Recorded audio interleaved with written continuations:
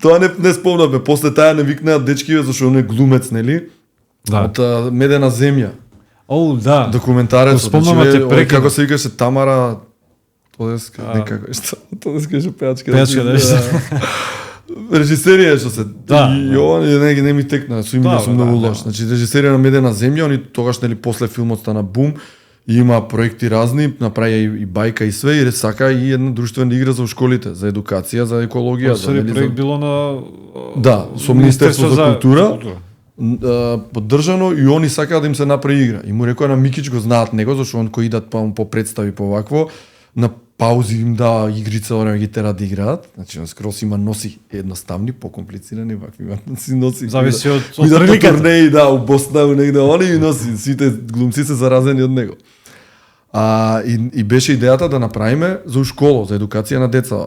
Добро. И му рекле на него, и овој рекол, ако сакате Биби и Боби, не љути се човечи игра, не ви правам. Не сакаме покомплицирана вистинска игра. Океј, тогаш може.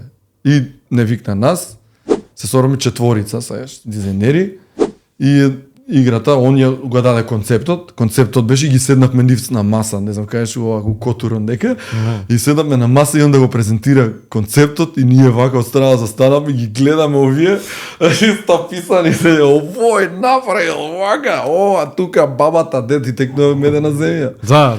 А ти дже, детето... Шо играта усвари, ги имаш ти ликови во... Значи, на почеток беше играта хаос и ние го тргнавме на страна, му рековме Микиш, брат. Значи ова е лудило, биди ги лудило, нема да се деси игра. Значи мора ова да биде упростено. Пута 10. И он ја донесе последна недела играта, упростена пута 10. И ние од тие пута 10 ја упростивме уште пута 50. Аман. И че играта ја срозавме, знаеш како што е вака цвеќево? Цак, вака само 3 ливчиња да има. Зашто играта беше за деца уж основно школо, за у еден час да изиграат играта. 45 минути 45 минути да изиграат играта. И ние таа треба да презентираме на учителките во Кочани и ме презентиравме од Источна Македонија собрани учителки и ме презентиравме играта како се игра. Тие вака паника ги пати.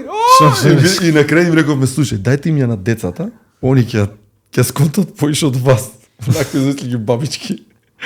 Си леле, што е ова? А ние откачивме се играта стварно. Значи на таа сум по-горд него на оваа другата, искрено. Затоа што да. Значи сега ќе ти кажам зошто.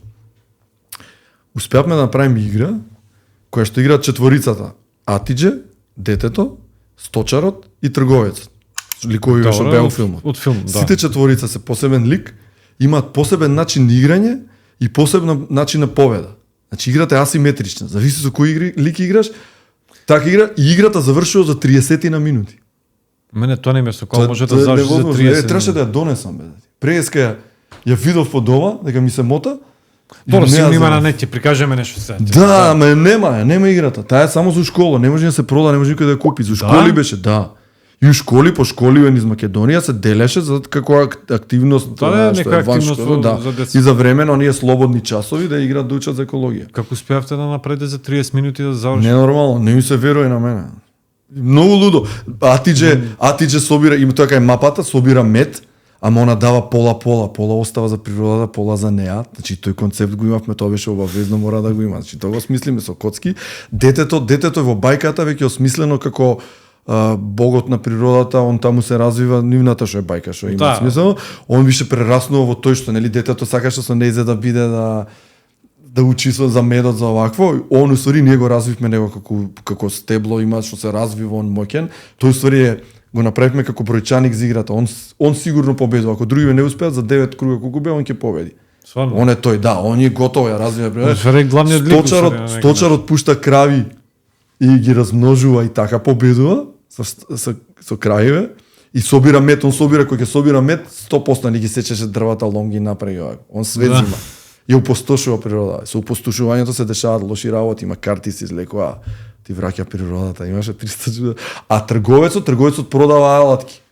Он нели сакаше да продаде, доаѓаше со камиончето и им нудеше ствари. Да, и таму играта продава и ти шо така победуваш, колку поише продаваш нови, а нови им требаат за да може да победат.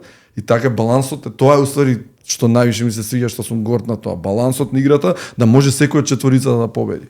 Да. Тоа е тешко.